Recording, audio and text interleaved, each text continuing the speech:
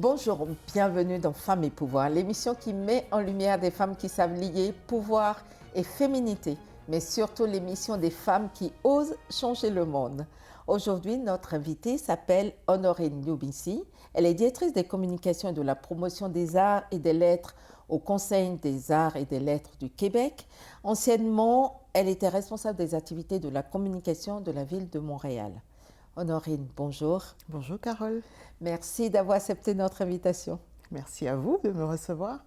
Alors, vous êtes très engagée au niveau communautaire, vous êtes reconnue depuis plus de 20 ans pour travailler sur la communication, innover dans ce domaine, proposer des méthodes ou des projets innovants en matière d'art et de culture sur la ville de Montréal.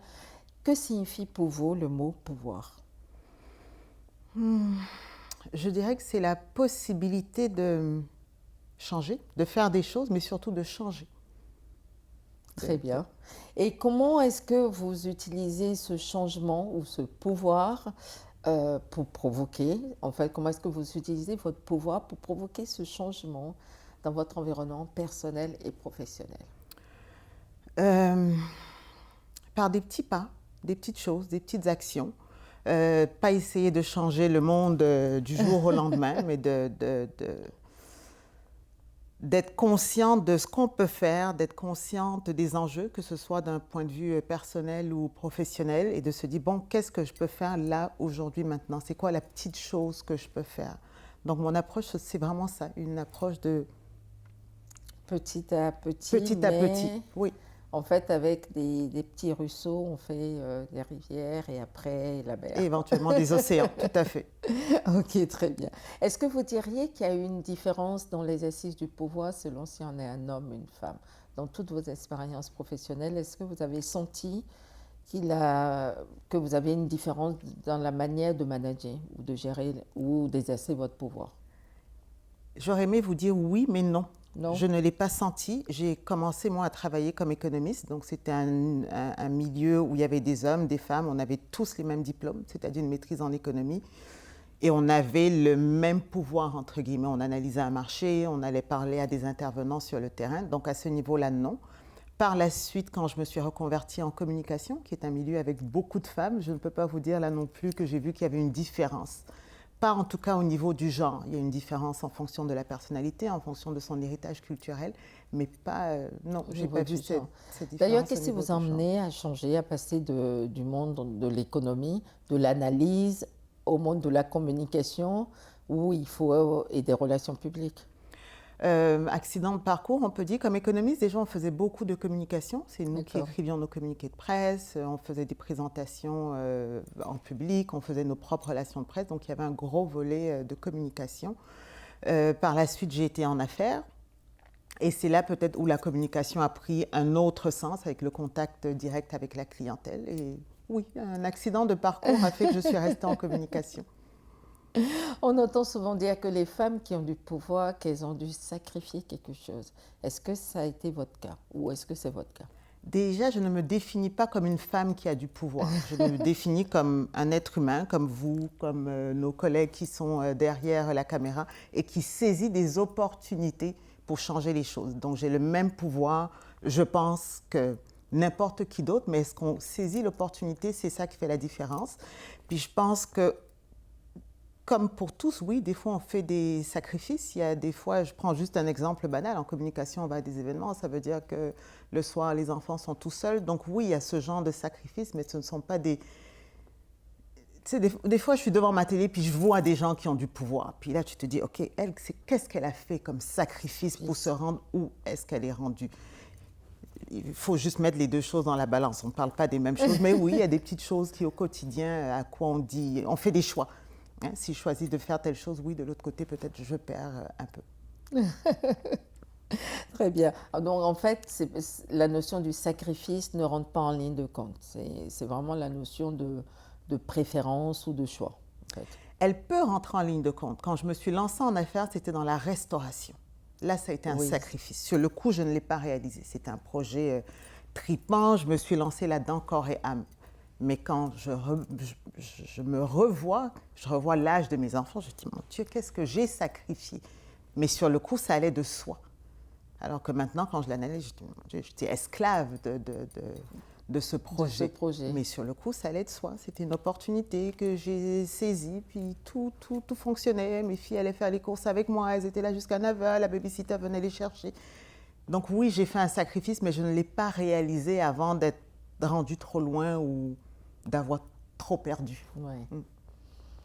Est-ce que vous avez l'occasion de partager ce type d'expérience avec d'autres femmes qui peut-être pourraient vous solliciter pour s'inspirer de votre parcours ou avoir votre témoignage, par exemple? Oui, ça va arriver, c'est arrivé souvent. J'ai fait du mentorat à différents niveaux dans mes équipes par le passé avec la Jeune Chambre de commerce à Montréal. Donc oui, c'est des occasions où j'ai eu à coacher, à mentorer d'autres plus jeunes que moi. Puis même dans mon univers professionnel, j'ai la chance d'être entourée à notre comité de direction de femmes d'expérience de qui je peux apprendre également. Donc oui, c'est toujours intéressant, que ce soit femmes, hommes, de pouvoir continuer d'enrichir ses connaissances, continuer de grandir et de permettre aux autres, à la prochaine génération aussi.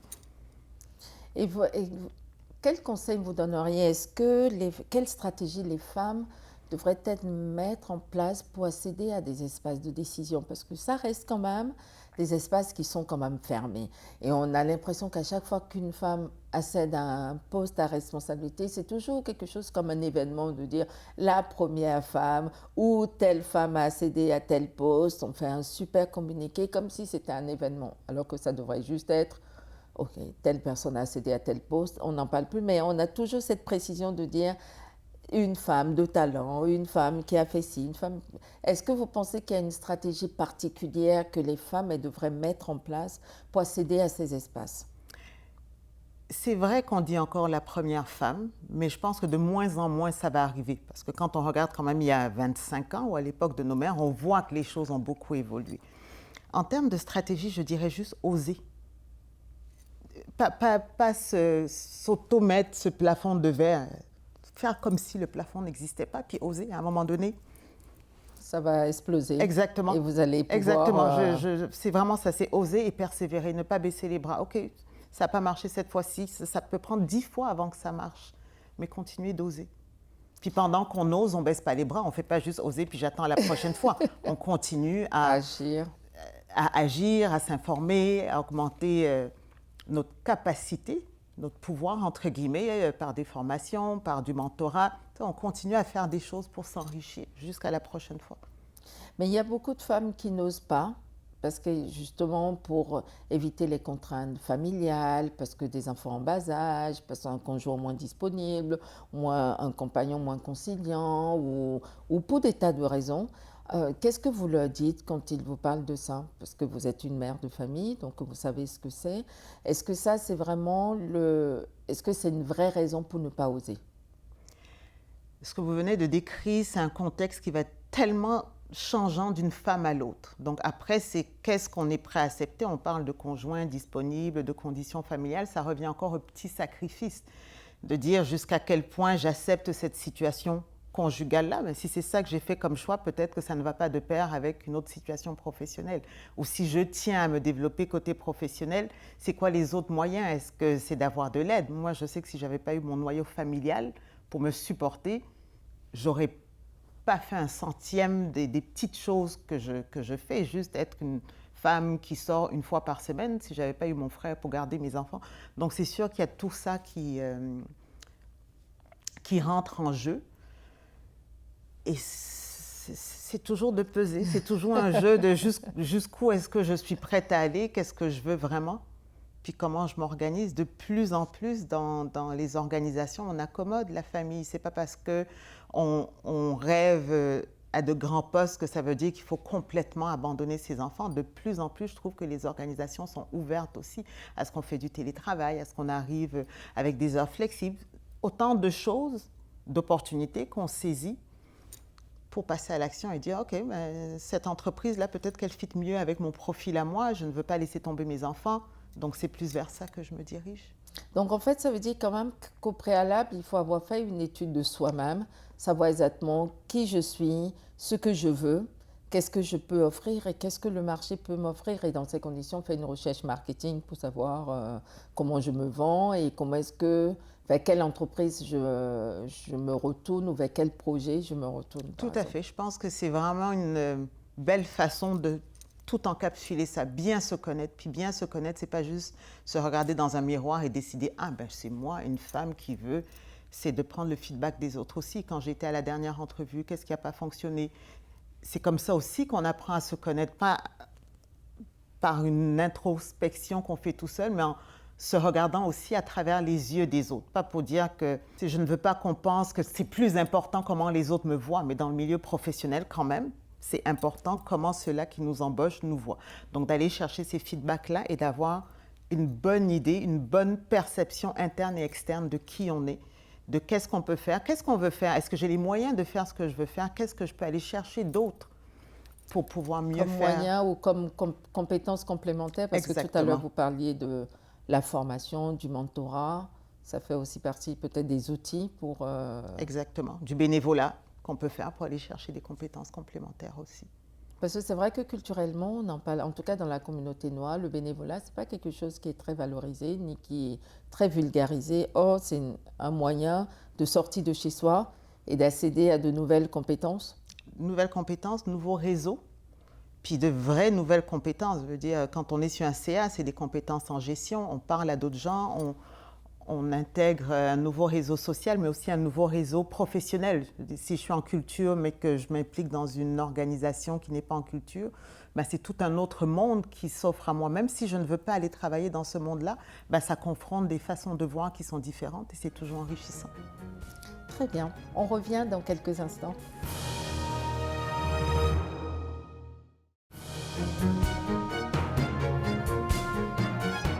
Nous sommes de retour sur le plateau de Femmes et Pouvoir, l'émission des femmes qui savent lier pouvoir et féminité. Nous sommes avec Honorine Yumbisi et nous étions en train de parler de la place des femmes dans les instants de décision, le fait qu'il faut oser, le fait qu'il faut s'engager, ne pas avoir peur de faire du bénévolat. Honorine, qu'est-ce que vous pensez de l'instauration des quotas? Parce qu'on en a beaucoup parlé et finalement, ça n'a jamais été quelque chose qui a été mis en place, en tout cas pas au Canada ni au Québec. Ça existe dans le secteur public apparemment. Qu'est-ce que vous en pensez? C'est un moyen comme un autre, mais je pense qu'il y a d'autres moyens. Je ne suis ni pour ni contre. J'ai été à la ville de Montréal, il y avait effectivement des quotas au gouvernement. Des instances publiques ont souvent des quotas pour permettre l'émergence ou l'embauche des représentants des groupes minoritaires. Donc oui, les femmes, les gens de la diversité, les personnes handicapées.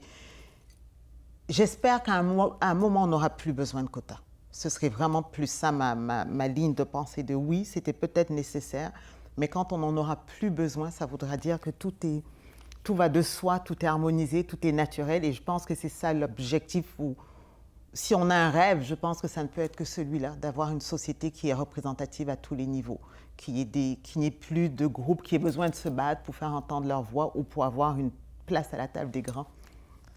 Malheureusement, ça ne se fait pas forcément comme ça parce que, par exemple, si on prend le cas de la Californie, qui pendant longtemps a appliqué l'affirmative action et après a changé en se disant maintenant il y a assez de diversité et ainsi de suite. Ils ont noté quand même un recul dès la première année, je crois que de presque 20% de la présence des étudiants afro-américains dans les grandes universités et évidemment après dans les postes à responsabilité. Mais je pense qu'il faut le prendre de la base jusqu'en haut. En haut. Il ne faut pas juste qu'on applique le quota en bas. Si le quota se rend jusqu'au conseil d'administration, c'est-à-dire du balayeur à la secrétaire, au professionnel, au gestionnaire de premier niveau, au PDG, jusqu'au conseil d'administration, ben, moi, je suis convaincue qu'en étant présent dans toute la chaîne, ben, ça continue de rouler parce qu'il y a des femmes sur le conseil d'administration, ben, elles vont contribuer à ce qu'on embauche au niveau de gestion supérieure et ainsi de suite. Mais si on se contente juste du bas et qu'à un moment donné, on enlève le quota, oui, je peux comprendre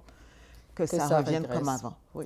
Est-ce que vous avez identifié à titre personnel ou professionnel dans votre environnement un outil qui pourrait contribuer justement à promouvoir plus de diversité, plus d'égalité des sexes dans les instances de décision ou dans les entreprises?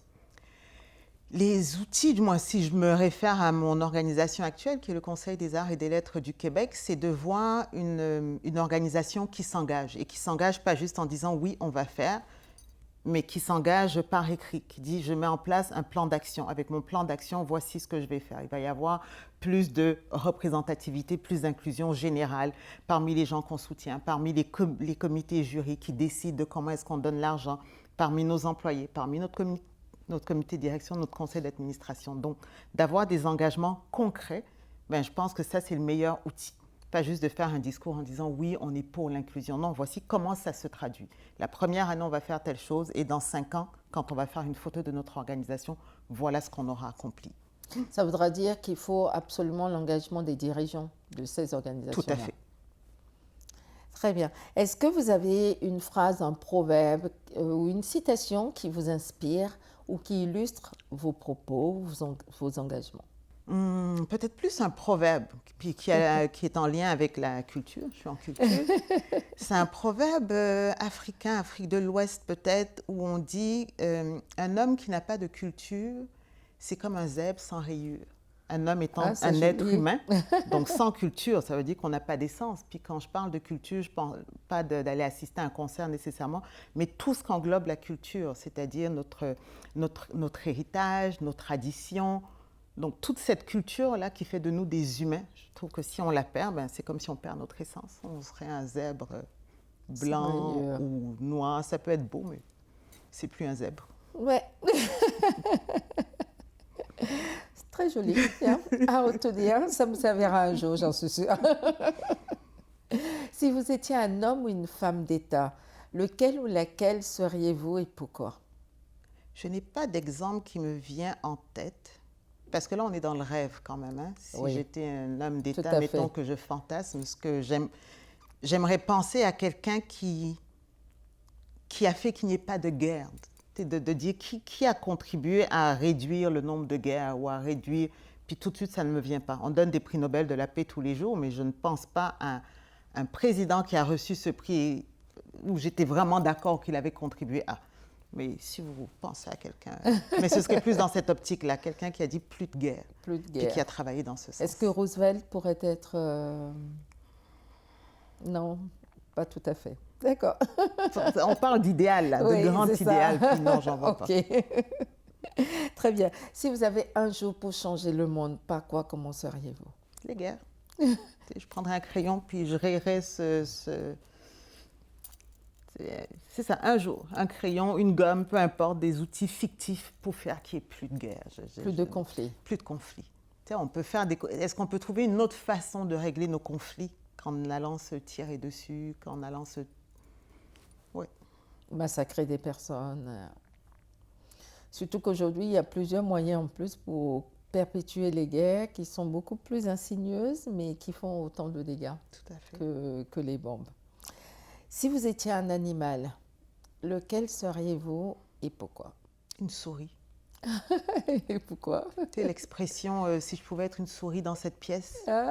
Vraiment ça, d'être dans des endroits auxquels on n'a pas accès pour entendre, pour comprendre ce qui motive les gens de pouvoir à prendre certaines décisions. Donc oui, une souris, mais dans cet esprit-là, de comprendre, d'être là juste pour essayer, pour les entendre, des fois essayer de comprendre.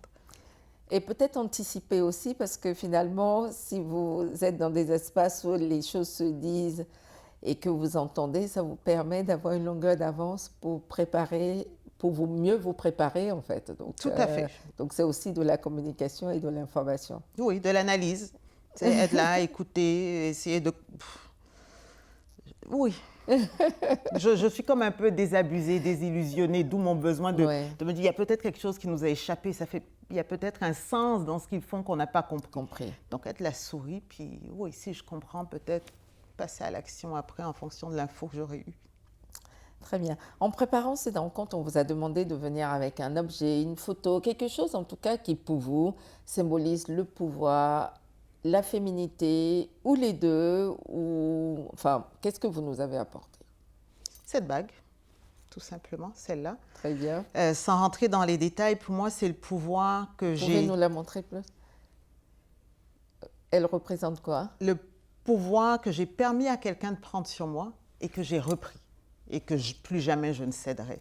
Donc, sans rentrer dans les détails, c'est donc ça. à cette époque-là, j'avais besoin d'un geste concret qui dit à un moment donné, tu t'es laissé aller, sacrifice, et quelqu'un a pu prendre le pouvoir dans ta vie. Mais là, tu ne le laisseras Plus jamais. Exact. OK, très bien. Si une petite fille regarde cette entrevue et déclare « Quand je serai grande, je voudrais être Honorine Doumbissi », vous lui diriez quoi? De rêver plus grand encore.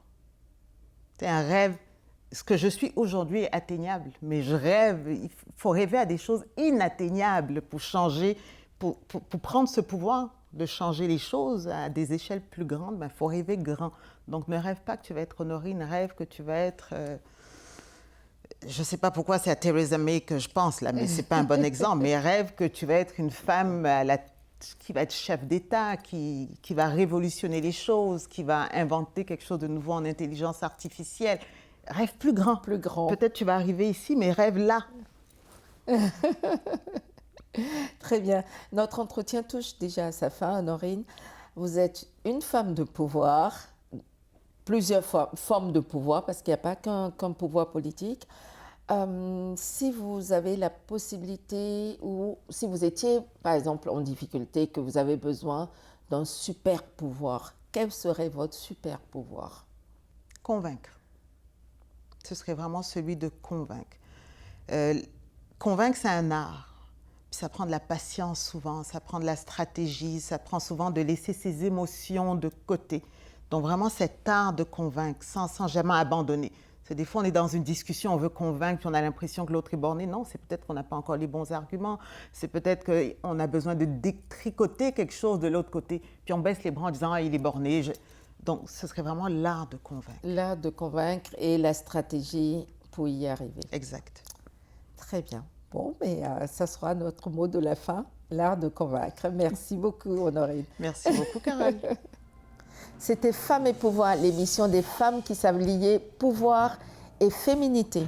Si cette émission vous a plu, n'hésitez pas à nous soutenir en allant sur tous nos réseaux sociaux, Facebook, Instagram, Twitter, LinkedIn, mais aussi en partageant cette émission à partir de notre chaîne YouTube et en vous abonnant. Je vous dis à très bientôt. Bye bye.